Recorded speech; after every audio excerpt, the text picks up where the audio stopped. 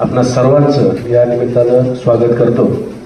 आणि आपणा सर्वांना कल्पना आहे की गेल्या काही दिवसापासून आपल्या भागामध्ये असेल, महाराष्ट्र राज्यामध्ये असेल, विधानसभा निवडणुकीचा प्रचाराचा कार्यक्रम किंवा प्रचाराचा सर्व रणधुमाळी सुरू आहे।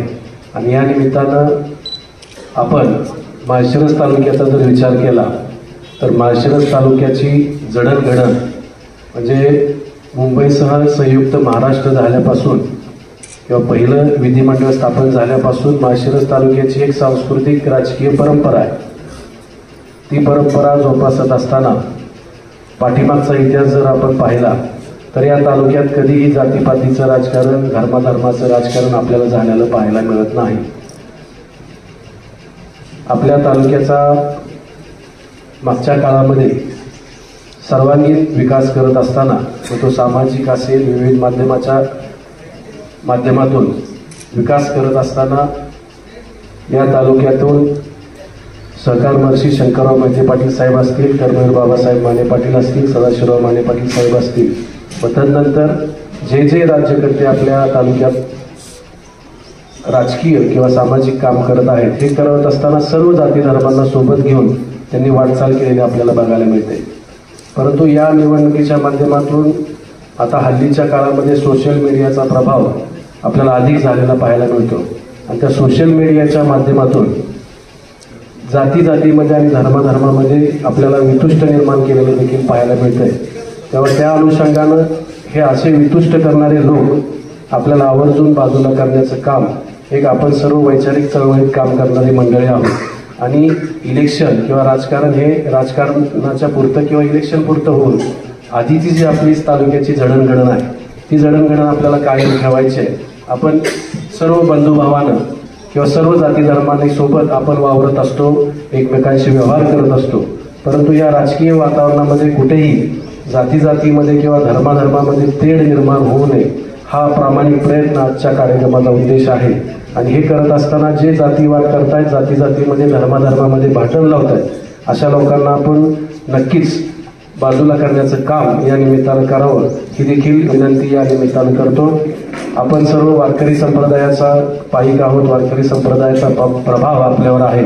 तेव्हा आपण काम करत असताना तथागत गौतम बुद्धांपासून संत तुकाराम असतील, राष्ट्रमाता जिजाऊ असतील, अहिल्या होळकर असतील, महात्मा ज्योतिबा फुले, सावित्रीबाई फुले, डॉक्टर बाबासाहेब आंबेडकर, शाहू महाराज, अण्णाभाऊ साठे, सर्व बहुजन महामानवांचा विचार आपण पुढे नेत असताना त्या सर्वांनी मानवतावादी विचार केलेला आपल्याला बघायला मिळतो।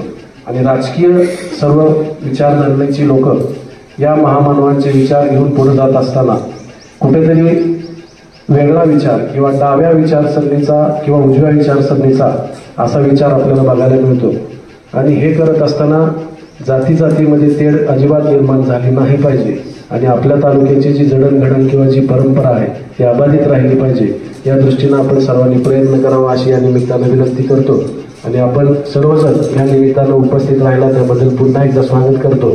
आणि वारकरी संप्रदायाचा संत तुकारामाचा एकच अभंग नागेश मी या ठिकाणी सांगू इच्छितो की विष्णुमय जग वैष्णवांचा धर्म, भेदाभेद भ्रम अमंगळ, ऐकाजी तुम्ही भक्त भागवत, कराल ते हित सत्य करा। म्हणजे तुकाराम महाराजांपासून आपल्याला कळते की भेदाभेद करणे हे अमंगळ आहे आणि जे सत्य आहे तेच हिताने आपण पुढे घेऊन गेलं पाहिजे हे या निमित्तानं आपल्या सर्वांना विनंती करतो। आपल्या सर्वांचं या निमित्तानं स्वागत करतो आणि थांबतो। धन्यवाद। उद्याच्या होणाऱ्या निवडणुकीमध्ये आपल्या समाजानं काय भूमिका घ्यावी याचा थोडासा उहापोह करण्यासाठी इथं मी उपस्थित आहे। मित्रांनो, मला सांगावं असं वाटतंय की 10 वर्षापूर्वीची निवडणूक झाली ती भ्रष्टाचारावरती झाली। ती सत्ताधारी कसे भ्रष्टाचारी आहेत याच्यावरती लोकांना उंजाव करून ती निवडणूक झाली। त्याच्यानंतरची निवडणूक झाली ती पुलवामा हल्ला असेल, सर्जिकल स्ट्राईक असेल, असे चीनचं अतिक्रमण असेल, अशा मुद्द्यावरती झाली। आता हे सगळेच मुद्दे संपले, भ्रष्टाचारी सत्ताधाऱ्यांबरोबर गेले, आता तोही मुद्दा संपला। मग आता नवीन मुद्दा काढला की जातीत भांडणं लावायची, आरक्षणाच्या मुद्द्यावरती लोक थोडीशी वायबल करायची। धर्माचं स्तोम माजवायचं. आता काल मला वाटतं विदर्भात कुठंतरी यूपीच्या मुख्यमंत्र्यांची देखील सभा झाली, बटेंगे तो कटेंगे. मला वाटत नाही की महाराष्ट्रात हे कुणाला रुचले. आपल्यासारख्या संघटनेला तर नाहीच नाही, पण अगदी त्यांच्याबरोबर असणाऱ्या पक्षांनाही ते पटलेलं नाही. प्रत्येकजण महायुतीचा सगळाच त्याचा सहयोगी सदस्य या घोषणेला विरोध करतोय आणि ही आमची भूमिका नाही असं स्पष्ट करतोय. याचा अर्थ हे इलेक्शन कुठं तर भरकवट न्यायचं हा प्रकार आपल्याला सगळ्यांना इथं पाहायला मिळतो. आता आपल्या तालुक्यातून म्हणण्यापेक्षा राज्यातूनच आपले मराठा समाजाचे संघर्ष योद्धे, एक ब्रिलियंट हुशार माणूस, मराठा समाजाला दिशा देणारा माणूस, फक्त आरक्षणच नाही तर प्रत्येक मुद्द्यावरती त्या माणसाचा परफेक्ट अभ्यास आहे.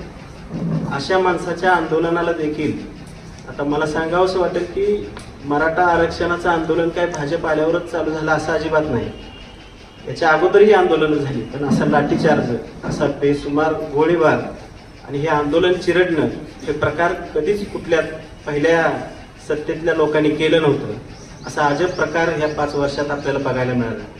वर्ष दीड वर्ष झालं आंतरवाली सराटीतून आंदोलनाची ही ठिणगी पूर्ण महाराष्ट्रभर, देशभर, देशाच्या बाहेरही याचं गांभीर्य पोचलं.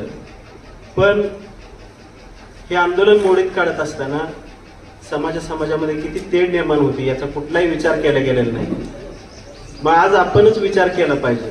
आता काही लोकांनी आपल्या तालुक्यात फिरून असं चालू केलं की आम्ही अभ्यास करतोय तालुक्यातल्या लोकांचा, आपल्या संघटनेचा काय अभिप्राय आहे, काय मत आहे, त्याचा आम्ही अहवाल तयार करणार आहे, मनोज दादांना देणार आहे. मला वाटतं कुठलीही त्यांची बाईट ओपन करून बघा, युट्यूबला सर्च करा. मनोज दादांनी असा कुठलाही आदेश दिलेला नसताना हे लोक काय भूमिका घेत आहेत याचा विचार आपण सगळ्यांनी केला पाहिजे. आता 2 दिवसात हा अहवाल जाणार आहे आणि मनोज दादा निर्णय सांगणार आहेत असं ते सांगतायत. मनोज दादांनी स्पष्ट सांगितलेलं आहे की जसं लोकसभेला मतदान केलं तसंच विधानसभेला करायचंय आणि हा संदेश ज्याला काय समजून घ्यायचा आहे तो प्रत्येकाने समजून घेतलेला आहे. मग यात वेगळं काय करायची अजिबात गरज नसताना हे लोक आपल्याला भरकवतायत असं माझं स्पष्ट मत आहे. त्यामुळं मराठा समाजानं या अशा दिशाभूलीला कुठेही थारा न देता जसं दादांनी सांगितलेलं आहे की लोकसभेला जसा करेक्ट कार्यक्रम झाला तसाच विधानसभेला करायचा आहे. ज्या लोकांनी SIT लावायसाठी बेंच वाजवले, ज्या लोकांनी मनोज दादाचं आज सगळ्या तोंडातून नाव येऊ दिले नाही, ज्या लोकांनी मराठा समाजावरती अन्याय केलाय, त्याचबरोबर धनगर समाजावर केलाय, मुस्लिम बांधवावरती केलाय, या सगळ्यांचा विचार करून शिवशाहू फुले आंबेडकरांचा विचार आपण डोळ्यासमोर ठेवून उद्याच्या 20 तारखेला आपल्या सगळ्यांनी मतदान करायचं आहे ही भूमिका आमची आहे. आणि या कुठल्याही दिशाभूलीला आपण डोक्यात न ठेवता जो आदेश आपले वरिष्ठ देत आहेत त्याचा आपण काटेकोर पालन करून आपण मतदान करायचं आहे एवढीच भूमिका मी मांडणार आहे. थांबतो. धन्यवाद. खरं तर माळशिरस तालुक्याचा आपला जर इतिहास बघितला तर हा कुठल्या जाती धर्मावरती किंवा धार्मिक तेढीवरती किंवा जातीपातीच्या ह्याच्यावरती नव्हता. माळशिरस तालुक्याचं राजकारण हे पत्रकारांना चांगलं सगळ्यांना माहिती आहे. परंतु ते काय की आता हे सोशल मीडियाचा जमाना असल्यामुळे नवीन नवीन ह्याच्यामध्ये प्रवाह येत असल्यामुळे आणि आपण काय डिवाइड अँड रूल आपण जसं म्हणतो त्याप्रमाणे तोडा आणि राज्य करा या पद्धतीने एक नवीन एक आता सध्या राजकारणामध्ये प्रघात चालू झालेला आहे. एक गोबेल सिंधीप्रमाणे एखादी गोष्ट वारंवार बोलली, खोटं बोलायचं मात्र रेटून बोलायचं, वारंवार बोलल्यानंतर लोकांना ते काही अंशी खरं वाटायला लागतं त्यातल्या नवीन पिढीला. म्हणून खरं तर आज ही पत्रकार परिषद घेण्याचे प्रयोजन आहे. तर माझं या निमित्ताने तुम्हा सगळ्यांना एवढंच सांगणं आहे, या तालुक्यामधला जो 18 पगड जातीचा जो समूह आहे तर आपण थोडं पाठीमागं जाऊन बघा. शेवटी पत्रकार तुम्ही पत्रकार मंडळी आहात, एक लोकशाहीतला स्तंभ आहात, तुम्हाला चांगलं माहिती आहे आपल्या तालुक्याला धार्मिक दंगलीचा किंवा जाती दंगलीचा अजिबात इतिहास नाही. तुम्ही पाठीमागे जाऊन बघा. आणि मग ह्या 5-10 वर्षामध्ये समजा असे हिरवा साप म्हणणे किंवा जातीवरून एकमेकाला हिनवणे हे कधीपासून सुरू झालं. ज्यावेळेस हा बाहेरचा उमेदवार आपल्या तालुक्यामध्ये आला, जरी बाहेरचा असला परंतु विकासाची दृष्टी असलेला उमेदवार असता तर वेगळी गोष्ट आहे. परंतु धर्मांध ह्याच्यामध्ये संस्कृतीमध्ये वाढलेला हा उमेदवार ज्याने पुण्यामध्ये असताना विद्यार्थी सेवा व्यवस्थेनं काय केलं हे आपल्याला सगळ्यांना माहीत आहे. ते वारंवार सांगायची गरज नाही. मात्र अशी लोक येऊन आपल्या तालुक्याचं वातावरण दूषित करू पाहत आहे, म्हणून मला थोड्या या निमित्तानं बोलावं लागतंय. आज सुद्धा आपण खरं तर या सगळ्या समाजाचे प्रतिनिधी आलेलो आहोत, परंतु वेगळी समाजाची कोण कोण आहेत, केपी धनगराचं आहे किंवा इथं बसलेले आहेत ते बौद्ध समाजाचे आहेत, वजीरभाई मुस्लिम समाज, हे सांगायची गरज नाही मित्रांनो. आपण सगळे एकमेकाला चांगलं ओळखतो. इथलं राजकारण होतं ते फक्त गटावर होतं, हे तुम्हाला पण चांगलं माहिती आहे. याच्या पुढे जाऊन थोडं दाडसाने मी असं करेन की पार्टीवर तर नव्हतं. तुम्हाला पण चांगलं माहिती आहे पार्टी आहे, पार्टी हा एक विचार असतो, परंतु ह्या तालुक्याला ते गटावरती होतं. आणि गटावरती ह्यासाठी होतं, विकास तर होत होता, कामं करत होती, परंतु कसं असतं की विकास सगळ्या गोष्टी झाल्यानंतर राजकीय प्रत्येकाची इच्छाशक्ती असते आणि प्रत्येकाला त्या ठिकाणी संधी पाहिजे असते. पत्रकारांच्या बाबतीत बोलायचं तर मग सगळेच पत्रकार एकाच दैनिकामध्ये काम करायला पाहिजे होते.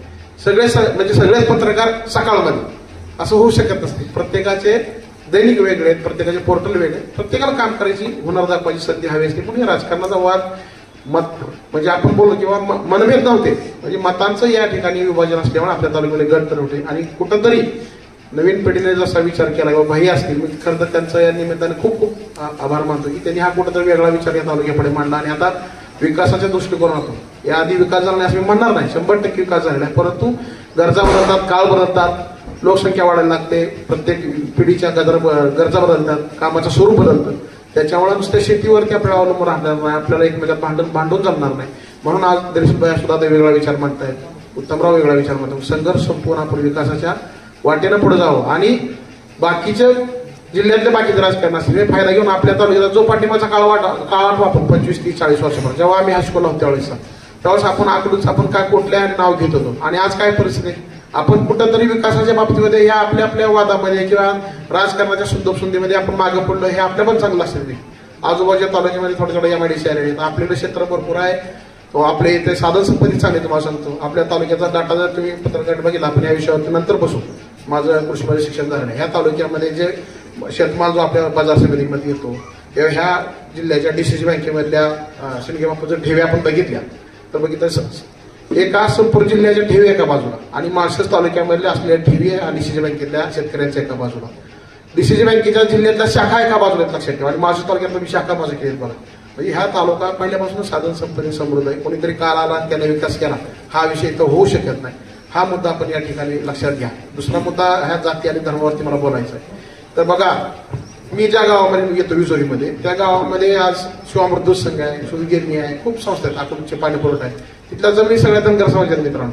खरंच जर जातीचा वाद असता तर लोकांनी जमीन दिली असते का मला सांगा तुम्ही. बरं काय मोगलाई नव्हती बा, तिथे काय सगळे आले म्हणजे घोड्यावरती आले, बंदूक घेऊन आले, त्या शोले पिक्चर मध्ये सारख्या सगळं गाव विठीस धरलं आणि सगळ्या जमिनी घेऊन घेतल्या. असं झालेलं नाही मित्रांनो. तेच आपण तुम्ही आता तुमचं मार्केट कमिटीमध्ये चला, मार्केट कमिटीमध्ये काय परिस्थिती आहे. मार्केट कमिटीमध्ये माल कोणाचा येतो, मराठा समाजाची लोक शेती करतायत, माळी समाज माझा शेती करतोय, धनगर समाज शेती करतोय, ह्या सगळ्यांचा माल त्या आपल्या मार्केट यार्डामध्ये येतोय. आणि तिथं शेतकऱ्याचा माल विकून कोण देत आहे, आडत कोण आहेत बघा मला सांग. आपली बागवान मंडळी आहेत, आपले मुस्लिम समाजाचे लोक आहेत, आपले DSK कडे सोनं नाही तिथं, आपल्या म्हणजे आजच वखतली काय मिळेल तिथं आहे, ते लोक आडत आहेत.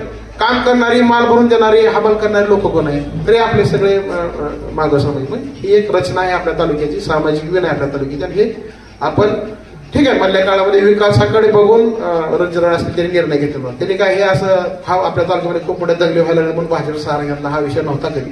त्याच्यामुळे हा विषय आपण डोक्यातून सगळ्यांनी काढून टाकावा. विशेषतः पत्रकारांनी तुम्ही आमच्यापेक्षा तुम्हाला सगळ्या गोष्टी माहिती आहेत, त्या थोड्या लोकांपुढे मांडा. आज राजकारण वेगळ्या अंगात चालू झालं, आपल्या तालुक्यात वेगळ्या अंगात चालू झालं आणि हे कुठेतरी बिघडावं म्हणून आज या सगळ्या गोष्टी सुरू आहेत. मराठा आंदोलनाच्या बाबतीत तसं झालं, रोज एक काहीतरी नवीन क्लिप काढायची, रोज एक सांगायचं, कोणी कोणाचा आवाज काढायचा, कोणी हे करायचं किंवा हे एकमेकाला कसे एकमेकाच्या घरावर हल्ला करायचं. ह्या तालुक्यामध्ये सांगतो काय होतच ना शत्रुत्व. ह्या तालुक्यामध्ये संघर्ष सगळ्यांनी बघितलेला आहे आणि हा संघर्ष मिटलेला आहे. तो संघर्ष मिटल्यापासूनच आपण पुढचं बघूया ना. पाठीमागं किती मळी उकल तर राखच निघणार आहे. किती जरी तुम्ही काही मागू करायला निघाला तर हे निघणारच ना. एकमेकाला दंड ठोपरले, एकमेकाला आरोळ्या दिलेल्या आहेत, एकमेकाला आव्हान दिले. पाठीमागं आपण कुठपर्यंत जाणार आहोत हे नवीन ह्या तालुक्याचं एक सुरू झालेलं आहे आणि ह्या सगळ्या तरुण मुलांकडे बघून ह्या लोकांनी सुरू केलेलं आहे. म्हणून खरं तर आपण याच्याकडे सगळे सकारात्मक बघितलं पाहिजे, एवढं माझं म्हणणं आहे. आणि दुसरं एकच मिनिटामध्ये माझं संपवतो किंवा आरक्षणाच्या मुद्द्यामध्ये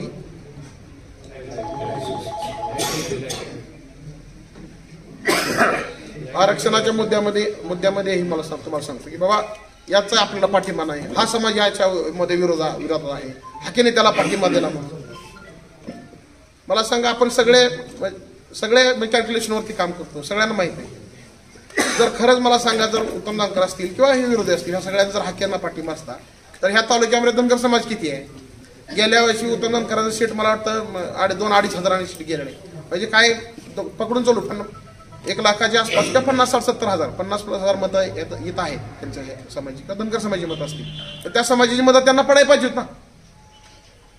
400 आणि 500-600 मतं पडलेली आहेत. हे सगळं आपल्याला माहित आहे, पण कुणीतरी काहीतरी बोलायचं आणि त्याच्यावरती मग त्यांनी ते सगळीकडे हे करायचं. बरं, ही फिरणारी मंडळी कोण आहेत?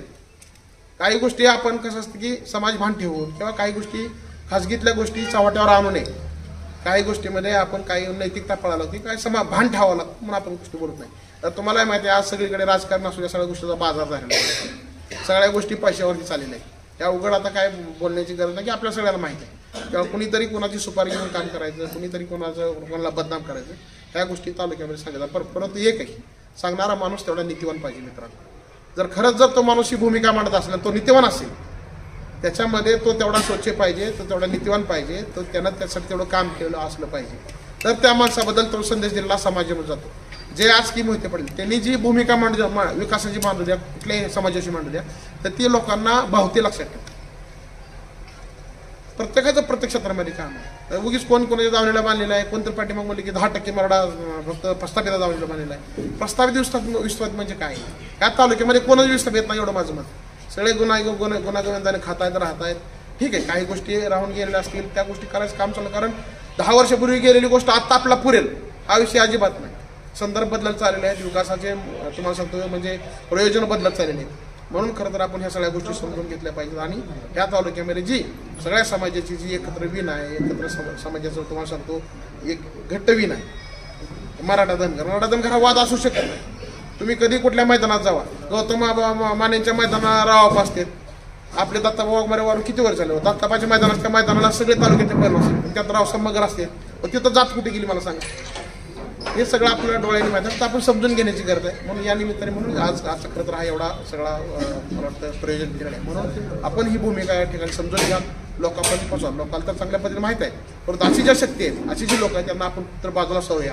आणि ह्या तालुक्याचं नवीन अजून एक जसं 40-50 वर्षापूर्वी सकार मशीन एक तालुक्याचं ह्या वेगळं विजन सुरू केलं होतं, त्या विजनला कुठं आपण त्याला प्रो म्हणून होता. जसं आपण बोलतो म्हणजे मोबाईलमध्ये प्रो येतं, नवीन वर्जन येतं, तसं विकासाचं एक नवीन वर्जन या तालुक्यामध्ये आपण सुरू करूया. एवढंच या निमित्तानं सांगतो. या आपण पाहताय की गेल्या 10 वर्षापासून या देशामध्ये, या राज्यामध्ये काय परिस्थिती चालू आहे. वोट कधी बघितलं तर फक्त मुस्लिम समाजाला टार्गेट केलं जाते. गेल्या 10 वर्षापासून माझं तर उघड आव्हान आहे, प्रत्येक स्टेटमेंट पाहावं, प्रत्येक TV या भाजपवाल्यांची स्टेटमेंट पाहावीत. फक्त मुस्लिम समाजाला टार्गेट केलेला आहे. तुम्ही गजापूरची दंगल घडवायचा प्रयत्न केला, तुम्ही अकोल्याची दंगल घडवायचा प्रयत्न केला.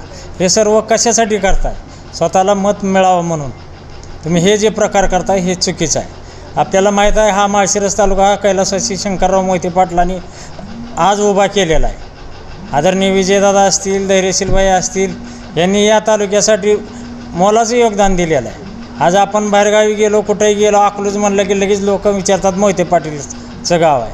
म्हणजे ही जी ओळख निर्माण झालेली आहे या तालुक्यात. जसा आता शंकरराव मोहिते पाटलांनी काम केलं या तालुक्यात, तेव्हापासून सर्व जाती धर्माचे लोक गुण्यागोविंदाने एकत्र राहत आहेत.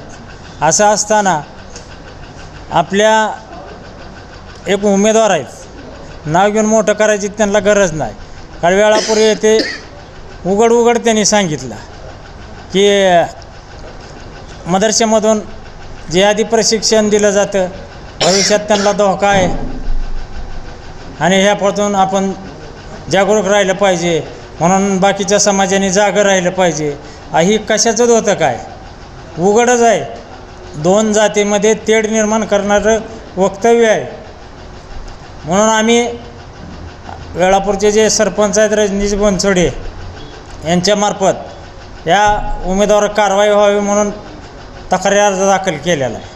आम्हाला माहीत आहे इलेक्शन आयोग तक्रार घेणार नाही, पोलीस स्टेशन घेणार नाही, परंतु या माध्यमातून मी एवढंच सांगतो की हा देशभावनेचा जो प्रकार चालू आहे आपल्या देशात राज्यात, आता आपण पाहिलं तर आदरणीय मनोज जरांगे साहेब यांचं आंदोलन जे पहिल्यापासून चालू आहे मराठा आरक्षण आहे, आम्ही प्रत्येक मिटिंगमध्ये हजर आहे, प्रत्येक मिटिंगला सहकार्य करतो. आम्हाला मराठा समाजाबद्दल भावना आहेत, इतर समाजही आमच्या भावना चांगल्या आहेत. छत्रपती शिवाजी महाराजांच्या काळापासून मुस्लिम समाजाला कधी त्रास नव्हता, पण हे ज्यावेळेस सत्तेवर आले तेव्हा मुस्लिमांना त्रास सुरू झाला. कुठलंही स्टेटमेंट करा, आरक्षण मुस्लिमांना देणार नाही. का हो? मुसलमानांनी अशी काय चूक केली? या देशाच्या स्वातंत्र्य काळात मुसलमानांनी स्वतःचं योगदान दिलेलं आहे. पहिला स्वातंत्र्यवीर हा मुस्लिमच होता, हे सुद्धा त्यांनी लक्षात ठेवावं. आपण जर पाहिलं तर मनोजदादा जरांगेंनी उघडच सांगितलेलं आहे, आम्हाला आरक्षण मिळू द्या, मग आम्ही मुस्लिमांना देतो. आम्हाला त्यांचे विचार पटतायत. खरा योद्धा आहे तो मनोज जरांगे पाटील आहेत, त्यांचंसुद्धा आंदोलन पाडावं. कशासाठी बायका मुलावर तुम्ही मारहाण केली? कशाला पोलीस फोर्स वापरला? काही कारण होते का? अहो, तुम्ही मनोजदादा जरांगेंना जाऊन भेटायला पाहिजे होतं. मुख्यमंत्री असतील, उपमुख्यमंत्री असतील, त्यांच्याशी चर्चा करायला पाहिजे होती का? तुम्ही पोलीस बळ वापरून तिथं मारहाण करता, आंदोलन मोडायचा प्रकार करता. जर असं जर ह्या अन्याय होत असेल, आम्ही मुस्लिम समाजा ह्या मराठा समाजाबरोबरच काम करणार आहे, भविष्यात एक काम करणार आहे. त्याच्यामुळे माझी एकच विनंती आहे की आपण जसं मोहिते पाटील कुटुंबियांनी आपल्याला एकीचा आदर्श दिलेला आहे, तो आदर्श भविष्यातही आपण टिकवून ठेवूया. आणि आपण सर्वांनी जसं गुन्हेगार नांदतो आहे तसं इथून पुढे राहूया. आणि येणाऱ्या विधानसभेच्या काळात मी तर स्पष्ट आमची भूमिका जाहीर केलेली आहे. आम्ही उघडपणे सांगितलेलं आहे, आम्ही सत्ताधाऱ्यांच्या विरोधात मतदानाचं आवाहन केलेलं आहे. आम्ही लोकांना सांगितले, अहो हिरवा साप म्हणजे का आम्हाला हिरवा साप मानता? मग तुम्हाला माहीत आहे हिरवा साप काय असतो? ते मण्यार साप ऐकला असेल, हिरवाच असतो की, चावला तर काय होईल? याचा तरी विचार त्या सत्ताधाऱ्यांनी करायला पाहिजे होता. म्हणून माझी एकच विनंती आहे की येणाऱ्या विधानसभेत आम्ही तर मुस्लिम समाजाने ठरवलेलं आहे की सत्ताधाऱ्यांच्या विरोधात आम्ही राहणार आहे. आदरणीय मनोज जरांगे पाटील साहेबांना जो त्रास दिला, ह्या त्रासाचा बदला म्हणून आम्ही त्यांना मतदान करणार नाही, भाजपवाल्यांना. त्यामुळे आपल्याला सर्वांना विनंती आहे की आम्ही तुमच्याबरोबर आहोत, तुम्ही आमच्याबरोबर राहा. आणि येणाऱ्या इलेक्शनमध्ये जरांगे पाटील साहेबांनी जो आदेश दिला आहे, खासदारकीला जो आदेश दिला होता तसाच आता आदेश दिला आहे, तोही आम्ही 100% पाळणार, एवढी ग्वाही देतो.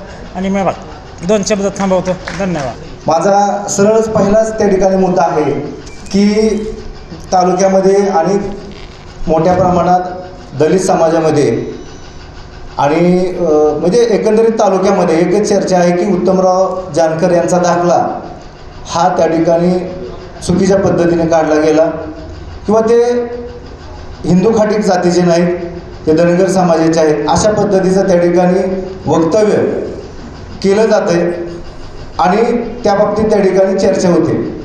परंतु मला इथल्या सर्व मतदार बंधूंना आणि सर्वांना सांगायचं आहे, जे समोरचे उमेदवार आहेत त्यांनी जे काय केलं त्याबद्दलही सांगायचं आहे की आपण सगळेजण म्हणतोय उत्तमराव जानकर यांचा दाखला चुकीच्या पद्धतीने आहे. दलित बांधव आमचे सगळे संविधानाला मानणारे त्या ठिकाणी समाज बांधव आहेत आणि संविधानाने एक न्यायालयीन प्रक्रिया तयार केलेली आहे. त्या न्यायालयीन प्रक्रियेवरती सर्वांना विश्वास ठेवावा लागतो. शेवटी सत्य असत्य हे न्यायालय ठरवणार आहे. तुम्ही आम्ही त्याच्यामध्ये काहीच करू शकणार नाही. तेव्हा न्यायालयाने दाखला जर वैध केला असेल, न्यायालयामध्ये तो जर दाखला किंवा निवडणूक प्रक्रियेनं जर तो दाखला वैध असेल तर त्याच्यामध्ये तुम्ही किंवा मी कुणी काहीच करू शकत नाही. हा निवडणूक प्रक्रियेतला हा सगळ्यात महत्त्वाचा मुद्दा आहे. त्याच्यामुळं दाखल्याचा जो विषय आहे तो त्या ठिकाणी आता दलित बांधवांनी तो थांबवला पाहिजे की आता न्यायालयीन प्रक्रिया असेल किंवा निवडणूक प्रक्रिया असेल, याच्यामध्ये त्या दाखल्याचा विषय आता कुठंही त्या ठिकाणी निघणार नाही. आणि दुसरं महत्त्वाचं त्या निमित्तानं सांगायचं आहे की जे उमेदवार आहेत, जर त्यांना वाटत होतं की उत्तमराव जानकर यांचा दाखला चुकीचा होता, जेवढे उमेदवार आहेत दलित समाजाचे असतील किंवा भाजपचे उमेदवार असतील, राम सातपुते यांनी 1-2 ओळीचा तक्रारी अर्जसुद्धा निवडणूक आयोगाला केला नाही. सांगण्यात तात्पर्य काय की फक्त मीडियामध्ये ते बोलत आहेत की उत्तमराव जानकरांचा दाखला चुकीचा आहे, ते जात चोर आहेत, परंतु निवडणूक प्रक्रियेमध्ये प्रांतांसमोर साधा 1-2 ओळीची अर्जसुद्धा त्यांनी केला नाही कुठल्याच उमेदवाराने. मी म्हणतो भाजपच्याच नव्हे तर दलित समाजातले अनेक उमेदवार आहेत, त्यांनी साधा एक अर्जसुद्धा केला नाही. फक्त मीडियामध्ये सांगतात की हे चुकीचा दाखला आहे, चुकीचा दाखला आहे. हे कशाला? म्हणजे लोकांना तुम्ही भूलभुलाया करताय. तुम्हाला जर खरंच त्यांच्यावरती ऑब्जेक्शन घ्यायचं होतं उमेदवार म्हणून तर तुम्ही त्याच वेळेस घ्यायला पाहिजे होतं. थोडा उशीर झाला असता, तिथं चौकशी झाली असती थोडीफार, पण एकानेही त्या ठिकाणी घेतला नाही. इकडं बाहेर असे ओरडतायत की आम्ही आता उत्तमराव जानकरांचं असं केलं तसं केलं. अरे जिथं करायचं होतं तिथं केलं नाही तुम्ही, आणि आता इथं विनाकारण वेळ वायपट तुम्ही घालवताय. आता तो न्यायालयाचा भाग आहे, त्याच्यामध्ये तुम्ही आम्ही काहीच करू शकणार नाही. दुसरा महत्त्वाचा मुद्दा, आज या ठिकाणी आपण पाहतोय की तालुक्यामध्ये 2 पूर्वीपासून मोहिते पाटील गट असेल आणि उत्तमराव जानकर गट असेल, आज तालुक्यामध्ये हे 2 मोठे गट जर एक झाले असतील तर इतर जे आपण मी म्हणून मागासवर्गीयाचा मी त्या ठिकाणी प्रतिनिधित्व करणारा व्यक्ती आहे, तर आज आपली भूमिका पण एक सर्वसमावेशक असली पाहिजे. जर 2 समाज, मी निवडणूक प्रक्रिया बाजूला ठेवतोय, आज आपल्या तालुक्यातलं जर वातावरण शांततामय होणार असेल, गावागावात वाद होणार नसतील, गावामध्ये चांगल्या पद्धतीनं त्या ठिकाणी निवडणूक प्रक्रिया पार पाडणार असेल, येणाऱ्या काळामध्ये चांगले दिवस येणार असतील, तर आपण कशाला विरोधी भूमिका घ्यायची आहे? तर दलित समाजानं कुठल्याही पद्धतीनं विरोधी भूमिका न घेता आपण तालुक्याबरोबर त्या ठिकाणी राहावं, कुठंही चुकीच्या पद्धतीने काम करू नये. कारण आपण पाहिले की समोरचे जे उमेदवार आहेत ते सोलापूरच्या निवडणुकीमध्ये ज्यावेळेस पराभव झाले त्यावेळेस त्यांनी फोन स्विच ऑफ केल्यानंतर 6 महिने तालुक्यामध्ये त्यांनी बघितलं नाही, आणि आताही तसंच होणार आहे. आताही तुम्ही किती जरी प्रयत्न केला तर उत्तमराव जानकर हेच निवडून येणार आहेत. मी म्हणतो टक्केवारी काय कमी प्रमाणात त्या ठिकाणी झाली, परंतु उमेदवार हे उत्तमराव जानकरच निवडून येणार आहेत. मग विनाकारण आपण विरोधी भूमिकेत राहून विनाकारण आपल्यावरती रोष निर्माण करण्यात काही अर्थ नाही. राहिला दुसरा महत्त्वाचा, आपण पाहतोय मराठा आरक्षणाचा मुद्दा, अतिशय महत्त्वपूर्ण असा मराठा आरक्षणाचा मुद्दा. मित्रांनो, SIT चौकशी मनोज जरांगे पाटलांवरती त्या ठिकाणी लावली गेली. म्हणजे जो माणूस किती दिवस उपोषण करतोय, समाजासाठी झटतोय, कोणत्याही प्रकारे तडजोड करत नाही. आपण आजपर्यंत अनेक आंदोलनं पाहिली, माणसं त्या ठिकाणी आमिषाला बळी पडलेलेच आहेत, अंगावरती काटा येतो. मित्रांनो, अनेक असे आंदोलन आम्ही पाहिलेले आहेत किंवा मोठमोठे आंदोलनसुद्धा पाहिलेत, मॅनेज झालेत लोक. परंतु मनोज जरांगे पाटील अक्षरशः किती यातना सहन होते, ते टी व्हीवरती रडताना ते बघताना सुद्धा आपल्या डोळ्यामध्ये त्या ठिकाणी पाणी येतं. आणि अशा माणसाच्याबद्दल तुम्ही यासाठी चौकशी लावता, आणि कुठल्याही पद्धतीचं गांभीर्य या सरकारला नाही. तुम्ही उलट मराठा समाजाला चिडवण्याचा प्रयत्न केला, 2-4 जातींच्या शिफारशी मुद्दामून केंद्राकडे केल्या, आणि मराठा समाजाची तुम्ही जाणीवपूर्वक त्या ठिकाणी त्यामध्ये वगळता, तुम्ही त्यांचं त्या ठिकाणी शिफारस करत नाही. म्हणजे या महाराष्ट्रामध्ये ह्या सरकारला त्या ठिकाणी मराठा समाजाला त्या ठिकाणी टार्गेट करायचं आहे, हेच त्यातून दिसतंय. आणि म्हणून मराठा समाज हा जागृत समाज आहे. गावगाड्यामध्ये आम्ही सगळे मागासवर्गीय समाज असेल किंवा इतर OBC समाज असेल, हा मराठा समाजाच्या आधिपत्याखालीच त्या ठिकाणी गावगाडा चालवत असतो. ज्या पद्धतीने छत्रपती शिवाजी महाराजांनी महाराष्ट्रामध्ये स्वराज्य निर्माण केलं, त्याच विचारधारेनं गावगाड्यातला मराठा समाज आज सर्व जाती धर्माला त्या ठिकाणी घेऊन जातो आहे. परंतु त्यांचा भूमिका सरकार जी असे, मराठा समाज आणि OBC समाज हा कसा दुभागला गेला पाहिजे याच्यासाठी मोठ्या प्रमाणात काम चालू आहे. मित्रांनो, या सरकारकडे देशामध्ये किती कुत्रे आहेत, किती मांजरं आहेत, किती वाघ आहेत याची नोंद आहे, परंतु या देशात ओबीसी किती आहे याची नोंद नाही. म्हणजे दुर्दैव आहे, या देशात प्राणी किती आहेत हे सरकारला माहिती आहे, परंतु ओबीसी किती आहेत हे माहीत नाही. दुसरं महत्त्वाचं, ते मराठा समाजाला गाफील करण्यासाठी किंवा आमच्या सरकारनं सांगतात, ओबीसी बांधवांना सांगतात की, किंवा मराठा समाजाच्या काही लोकांना सांगतात की घटनेमध्ये तसा बदल करता येत नाही. घटना एवढी ताटर आहे की मराठा समाजाला आरक्षण देता येत नाही आणि त्याच्यासाठी एवढं पाठबळ नाही. मित्रांनो, आपल्या सगळ्यांना माहिती आहे 370 कलम हटवलं. ते कशाच्या आधारे तुम्ही हटवलं? पाठबळ होतं म्हणून हटवलं ना. तुमचे तेवढे मेजॉरिटी लोकसभेमध्ये, राज्यसभेमध्ये होती म्हणून तुम्ही 370 कलम हटवलं. मग आज तुमचं केंद्रात, राज्यात सरकार आहे, मराठा समाजाला आरक्षण देण्यासाठी तुमचे काय हरकत आहे? म्हणजे कायद्यात तुम्ही बदल करू शकताय. बाबासाहेबांनी घटना लिहित असताना ताटर लिहिली नाही, लवचिकता पण तेवढीच आहे. त्याच्यामध्ये तुम्ही त्या ठिकाणी इमर्जन्सीमध्ये आता लोकभावना एवढी मराठा समाजाच्या बाबतीत, आज आम्ही प्रत्येक गावामध्ये जातो आहे, लोकांची भूमिका एकच आहे, आमच्या मराठा समाजाच्या आरक्षणाचं काय. आणि ह्या एवढ्या महत्त्वपूर्ण मुद्दा आज हे सरकार डायव्हर्ट करतं आहे. आणि लाडकी बहीण योजनासारखी योजना की त्याच्यामुळं महिला मतदान आपल्याला मिळेल. मित्रांनो, महिला तर एवढ्या हुशार असतात. इथं या ठिकाणी मला माहिती आहे, आपण सगळेजण पाहतोय, आपण नुसते पैसे देतो महिलांना चाहतात, पण संसार कसा चालवायचा याची सगळी भूमिका ही महिला त्या ठिकाणी पारत असतात.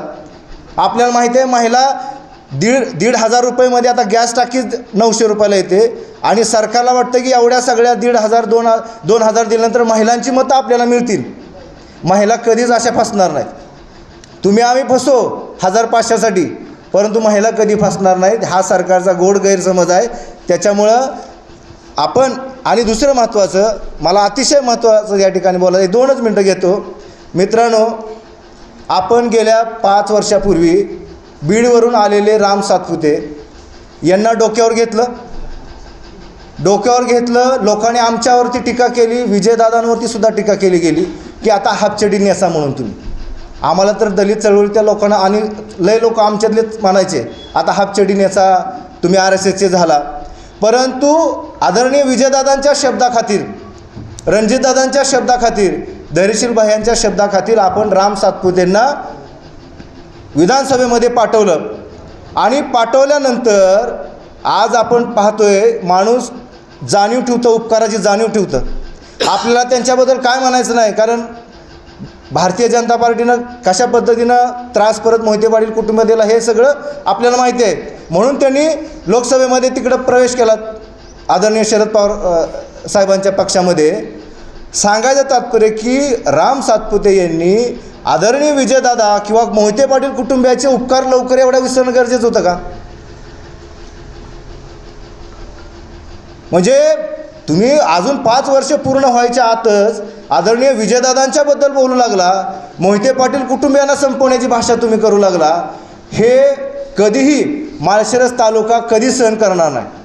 कारण आपण पाहतोय आज माळशिरस तालुक्याची प्रगती जी झालेली आहे त्याच्यामध्ये सिंहाचा वाटा हा मोहिते पाटील कुटुंबियाचा आहे. आणि त्यांच्याच उपकारामुळं आज आपल्या या तालुक्यामध्ये नंदनवन झालेलं आहे. आणि अशा आदरणीय विजयदादांबद्दल त्यांनी जे वक्तव्य केलं त्याचं या ठिकाणी माळशिरस तालुका कदापि सहन करणार नाही. आणि म्हणून येणाऱ्या तालुक्यामध्ये आम्ही सगळेजण, विजयदादा शेवटी तालुक्याचे दैवत आहेत, त्यांना जर कोणी अशा पद्धतीनं त्या ठिकाणी टोकवण्याचा प्रयत्न केला असेल तर मग इथं कुठल्या जातीचा जरी कोण असला, म्हणजे माळशिरस तालुक्यातल्या कुठलाही, मग वडर समाजाचा असो, माळी समाजाचा असो, धनगर समाजाचा असो, मुस्लिम समाजाचा असो, ते प्रत्येकजण दादांच्या पाठीमागे त्या ठिकाणी उभा राहणारा माणूस आहे. म्हणून अशा व्यक्तीला येणाऱ्या 20 तारखेला त्या ठिकाणी माळशिरस तालुक्याची जनता हद्दपार करणार आहे. हिरवा साप जे बोलले मुस्लिम समाजाबद्दल, तालुक्यात दंगली घडवण्याचा त्यांचा प्रयत्न होता, परंतु तसं काही झालं नाही. कारण मुस्लिम समाज पण संवेदनशील आहे आणि त्यामुळं त्यांनी त्याच्या वक्तव्याचं डायव्हर्ट केलं. त्यांना वाटत होतं की ह्या मुद्द्याचा त्या ठिकाणी इश्यू होईल मोठ्या प्रमाणात आणि परत हिंदू मुस्लिम म्हणजे हिंदू समाजाची सहानुभूती आपल्याला मिळेल आणि त्या आधारे आपण मतं त्या ठिकाणी मिळवू, दलित समाजाची मतं मिळवू. पण दलित समाजसुद्धा त्यांना त्या ठिकाणी मतदान करणार नाही, कारण त्यांचा हेतूच होता.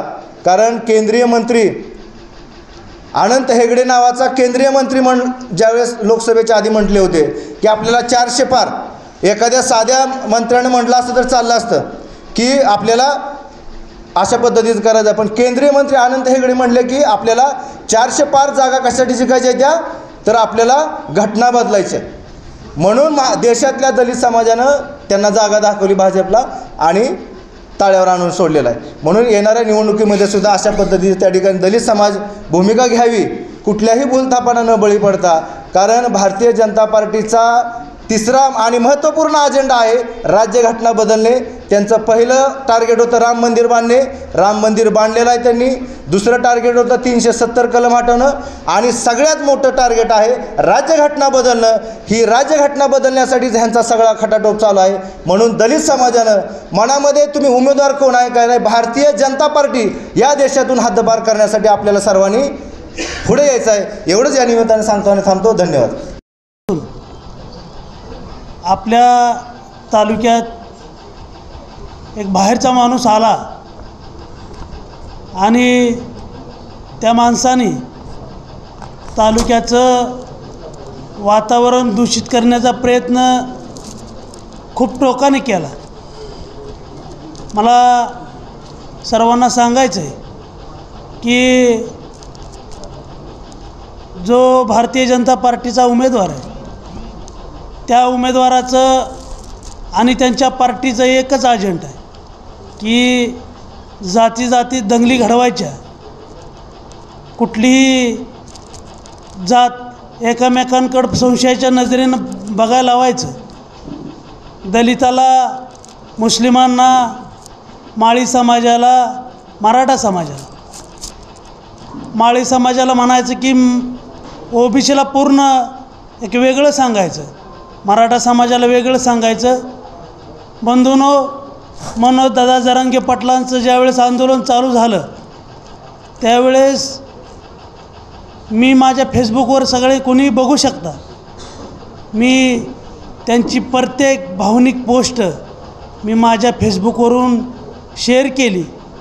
आणि आपण सगळे एकच आहोत. लढणाऱ्याच्या चळवळीतल्या माणसाच्या पाठीमागं ताकदीनं उभं राहायचं. समाज कुठलाही असो, माळी समाज असला म्हणून काय मराठा आपला दुश्मन नाही. आपली परिस्थिती तर खूप बरी आहे.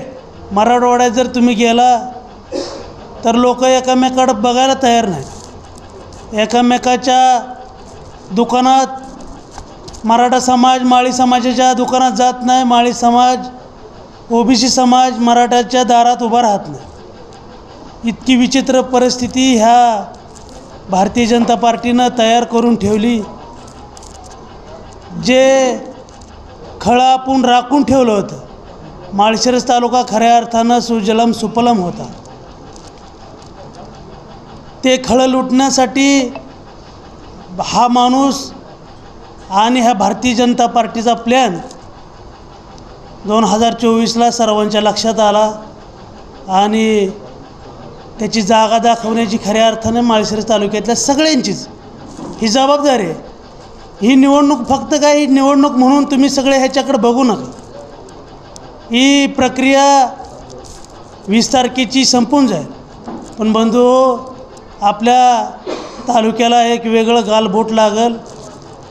त्या माणसांचा मनसुबा सक्सेस होऊन द्यायचा नसेल तर आपल्या माणसाच्या पाठीमागं आपल्याला भूमिपुत्राच्या मागं ठामपणाने उभं राहायला पाहिजे, हे मी तुम्हाला आवाहन करतो. आणि उत्तमराव जानकर साहेबांच्या दाखल्याविषयी मला जरा थोडंसं बोलायचं होतं. त्यांचा दाखला हा न्यायालयीन प्रक्रिया आहे, ती काय आमच्या हातात नाही. पण ज्यावेळेस त्यांचा फॉर्म भरला त्यावेळेस त्यांचा पूरक उमेदवार म्हणून दलित समाजाचे विकास धायंजे यांचा फॉर्म त्यांनी भरला. जर उद्या माझ्या फॉर्माला काय झालं तर विकासदादाचा फॉर्म, विकासदादा आमदार व्हावेत, ही त्यांची प्रामाणिक भावना. आणि दुसऱ्या बाजूला या भारतीय जनता पार्टीचे राम सातपुते यांनी हे म्हणतात ना, हा समाज माझा, तो समाज ह्याच्यावर अन्याय करतो, हे सगळे आमचे जवळचे आहेत. त्यांनी पूरक फॉर्म त्यांच्या बायकोचा भरला. तर मित्रांनो, फक्त 20 तारखेपर्यंत भूलथापा मारून आपल्याला तालुका हा वेटीस धरून कोणाच्या जातीजातीत भांडण लावायचं आणि ह्यांना फक्त वेळ साधून न्यायची. आणि 20 तारखेनंतर हा माणूस इथं कदापि दिसणार नाही. इथला आपल्यातल्या आपल्यात काही होऊ द्या, कोण कोणाच्या दारात जाईल, कोण कोणाच्या दारात येणार नाही, हे आपल्या आपण रुसवं फुगवू आपण काढू. पण ह्या संस्कृतीला गालबोट लागलं नाही पाहिजे. बाहेरचा माणूस येऊन बाहेरचं अतिक्रमण आपल्यात नाही झालं पाहिजे. ह्याची दखल संपूर्ण समाजाने घेतली पाहिजे. आणि काय जण आता हे प्रेसवाले असतील, मी त्यांना प्रेसवाले म्हणतच नाही, काय 4-2 यूट्यूब चॅनलवाले असतील, त्यांनी खऱ्या अर्थानं सुपारी घेतली. ते त्यांचेच कुठले तरी कार्यकर्ते आणायचे, बसवायचे आणि समाजाविषयी, जातीविषयी आणि माळशिरस तालुक्याच्या संस्कृतीविषयी काहीतरी सांगायचं. आणि हा उमेदवार किती चांगला, हा उमेदवार किती भारी, तो आरोग्यदूत आहे. ह्याच्या अगोदर माळशिरस तालुक्यात कधी ऑपरेशन झालं का नव्हतं. तुम्हाला मित्रांनो सांगतो की ह्यानं कोरोनाच्या महामारीत हा उमेदवार 1-1.5 वर्ष तर खरंच कुणाला दिसला असलं तर मला सांगा, कधीच नव्हता तो इथं. कोरोनाच्या महामारीत उत्तमराव जानकर साहेबांनी धान्य बँक उघडली, गोरगरिबाच्या घरातली चूल पेटावी ह्याची व्यवस्था केली. शिवरत्न बांगला असेल आणि हे सर्वच, कारण हे सगळे आपले आहेत. ह्यांना माया, ह्या लोकांना आपले आहेत म्हणून आपली माया येणार. ह्याला काय घेणं देणं नव्हतं. हा गडी पुण्यात जाऊन निवांत एसीच्या रूममध्ये 1-1.5-2 वर्षानं काढली, परत इथं आला. सोलापूरला पडल्यानंतरसुद्धा हा 6 महिने गायबच होता. ह्याला काय घेणं देणं नाही. फक्त एखाद्याला मदत केलेली, अहो ज्या पदावर तुला नेऊन ठेवला आमदार म्हणून तुम्ही आहात आणि गोरगरिबाची ही मदत करायचीच असती. आणि त्याचा व्हिडिओ काढून तुम्ही शेअर करता. गोरगरिबाची मजबुरी असती. दवाखाना ही खऱ्या अर्थानं कुटुंबाला गुडघ्यावर नकीवर आणण्याचा प्रसंग असतो. त्या प्रसंगात त्यांनी त्याचं भांडवल केलं आणि तालुक्यात त्याचेच व्हिडिओ प्रदर्शित करतात. ते मला तुम्हाला कळकळीची विनंती आहे. आणि सर्वांना एक सांगायचं की बाबा ही वेळ परत नाही. आपल्याला महाराष्ट्रात 1 नंबरनं आपल्याला उमेदवार निवडून आणायचं आहे. त्या दृष्टीनं सर्वांनी प्रयत्न करावेत. आणि मी माळी समाजालाही आवाहन करतो की आपल्यावर कोणी बोट उचलू नये, याची आपण सर्वांनी दखल घ्यावी. एवढंच बोलतो आणि थांबतो. खरं तर महाराष्ट्रभर विधानसभेची निवडणूक चालू असताना माळशिरस तालुक्यामध्ये थोडंसं वेगळं वातावरण असल्यामुळे काही पत्रकार बांधवांचे गेले 2 दिवस आम्हाला फोन येत होते की मराठा समाजाची भूमिका काय आहे. त्या संदर्भात मी थोडंसं 2 मिनटामध्ये विश्लेषण करेन. बांधवांनो, गेल्या 1 वर्ष 1.5 वर्षापूर्वीपासून संघर्ष योद्धा मनोजदादा जरांगे पाटील यांनी मराठा समाजाला मुख्य प्रवाहात आणण्यासाठी आणि आरक्षण मिळण्यासाठी एक आंदोलन उभं केलं होतं. आणि ते आंदोलन शांततेच्या मार्गाने चालू होतं.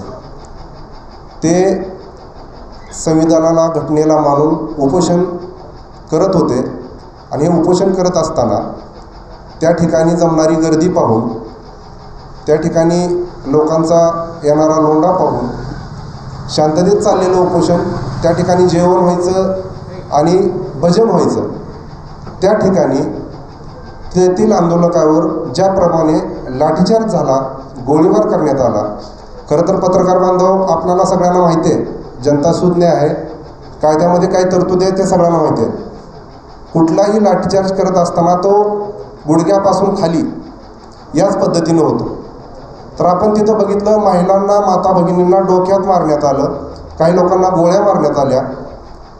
आणि हे कुठंतरी एक द्वेषभावनेनं त्या ठिकाणी त्या काळच्या सरकारने केलं असंच मी म्हणेन. खरं तर मनोजदादांची पहिल्यापासून भूमिका आहे की आम्हाला संविधानिक मार्गाने सगळ्या समाज घटकांना आरक्षण मिळालं पाहिजे आणि ते शांततेच्या मार्गाने आंदोलन चालू होतं. ते आंदोलन चिरडण्यासाठी जी लोकं होती, मी तर या ठिकाणी प्रेसच्या समोर जाहीर करतो की कारण ज्या लोकांनी माता भगिनींच्या डोक्यामध्ये काट्या मारलेल्या आहेत, गोळीबार केलेला आहेत, पोलिसाच्या आडून काही पक्षाचे गावडुंड त्यांनी पाठवले होते का, याचीसुद्धा खऱ्या अर्थाने त्या ठिकाणी SIT नेमली पाहिजे. आणि शांततेनं आंदोलन करणाऱ्या मनोजदादावर या ठिकाणी सरकारने SIT नेमली, हे कुठंतरी न पटणारं आहे. आणि त्यामुळे मराठा समाज हा विद्यमान सरकारच्या विरोधामध्ये भूमिका घेत असताना आपण या ठिकाणी बघतोय. खरं तर शांततेत आंदोलन करत असताना खूप आंदोलनं झाली. इंग्रज काळात सुद्धा महात्मा गांधींनी उपोषण करून आंदोलन केली, पण त्यांनीसुद्धा कधी आंदोलकांना गोळ्या घातल्या नाहीत. इतकं हे क्रूर सरकार होतं. आणि म्हणून मराठा समाजाने त्यांना लोकसभेमध्ये मताच्या रूपाने त्यांना त्यांची जागा दाखवलेली आहे आणि विधानसभेमध्ये सुद्धा तीच भूमिका आहे.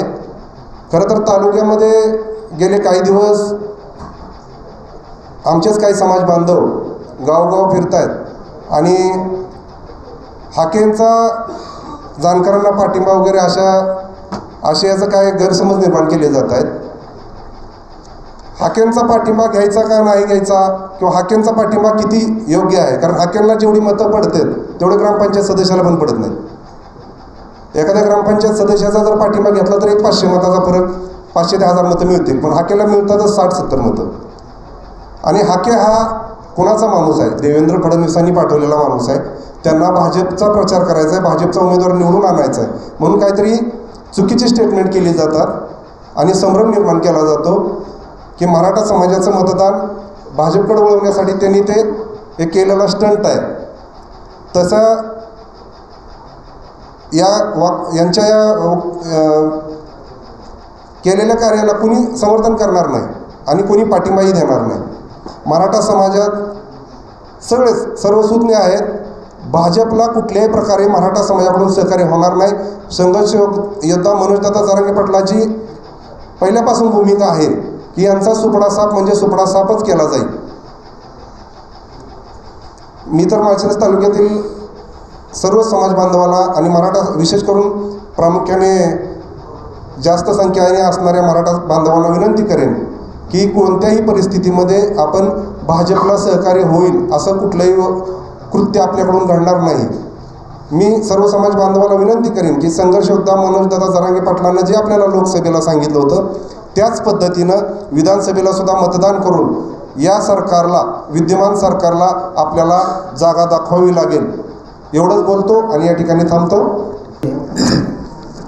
विधानसभेची निवडणूक या ठिकाणी लागलेली असताना काही राजकीय पक्ष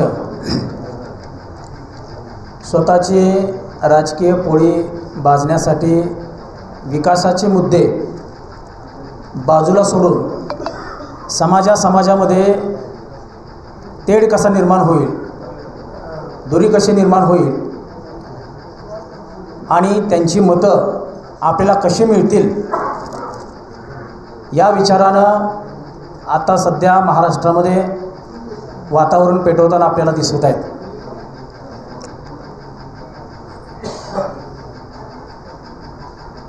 जो आपला तिरंगा आहे, या तिरंग्यामध्ये केसरी रंग आहे, पांढरा रंग आहे,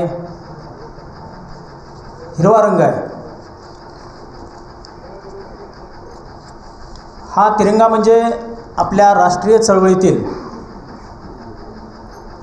आपलं एक निशाण होतं आणि हे निशाण तयार करत असताना त्यामध्ये जे रंग वापरले होते त्या रंगाचा अर्थ खऱ्या अर्थानं त्याग, धैर्य, सत्य, शांतता, प्रेम आणि विश्वास या अर्थाने ते चिन्ह तयार केलं होतं. ते 3 पट्टे तयार केले होते. पण या भाजपच्या पट्ट्याने या 3 रंगांना सापाची उपमा दिली. हिरवा रंग म्हणजे मुस्लिमांचा रंग, केसरी रंग म्हणजे हिंदूंचा रंग, पांढरा रंग म्हणजे इतर कोणत्या तरी इतर समाजांचा रंग. अशा रंगामध्ये हा तिरंगा बाटला गेलेला नाही. हा तिरंगा म्हणजे शांततेचं प्रतीक आहे, आपल्या देशाची अस्मिता आहे. आणि आपल्या देशाची अस्मिता आपल्या भाजपच्या उमेदवारानं वेळापूरच्या सभेमध्ये हिरव्या रंगाला मुस्लिमांचा रंग समजून सापाची उपमा दिली. मग त्याला हिंदूला केसरी साप म्हणायचं होतं का? पांढरा रंग म्हणजे उरलेले इतर समाजातील लोक असे समजायचे होते का? म्हणजे असं समाजामध्ये भेदावरून या ठिकाणी मताचं डायव्हर्शन करायचं. एकीकडे शाळेमध्ये शिकवलं जातं भारत माझा देश आहे, सारे भारतीय माझे बांधव आहेत, आणि दुसरीकडं इलेक्शन आलं की ते बांधव बाजूला राहतात आणि हा हिंदू, हा मुस्लिम, हा शीख, हा ईसाई असं बटवारा केला जातो. काहीतरी मिळवायचं असलं की हिंदू, मुस्लिम, शीख, ईसाई हम सब भाई भाई असं म्हणायचं. आणि इलेक्शन आले की यांच्यामध्ये फोड करायची, ताटातूट करायची, यांच्यात भांडणं लावायची, आपली राजकीय पोळी भाजून घ्यायची.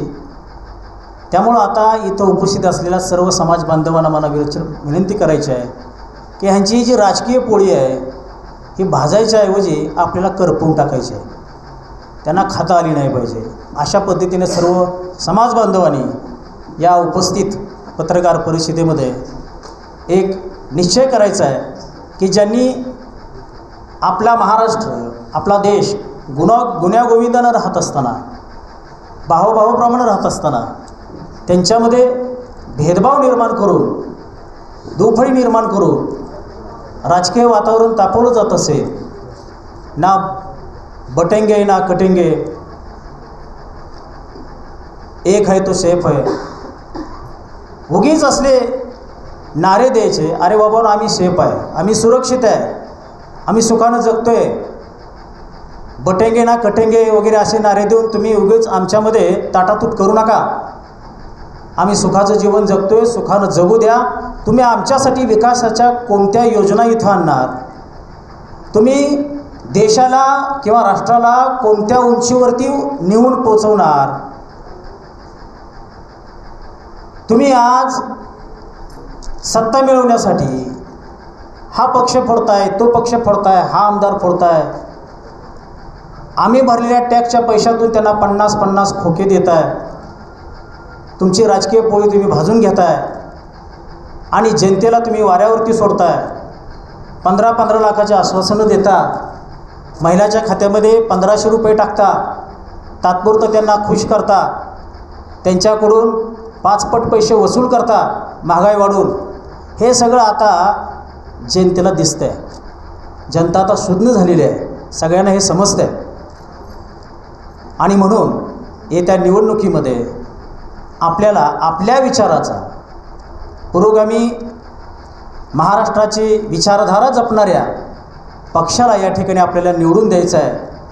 आणि तो पक्ष म्हणजेच महाविकास आघाडीचा शरदचंद्रजी पवार राष्ट्रवादी काँग्रेस हा जो पक्ष आहे, या पक्षाचे जे उमेदवार आहेत आदरणीय उत्तमरावजी जानकर साहेब, यांना आपल्याला या पत्रकार परिषदेमध्ये सर्वांनी एकमत करून या ठिकाणी निवडून द्यायचं आहे, असं या ठिकाणी मी आपल्या सर्वांना विनंती करतो.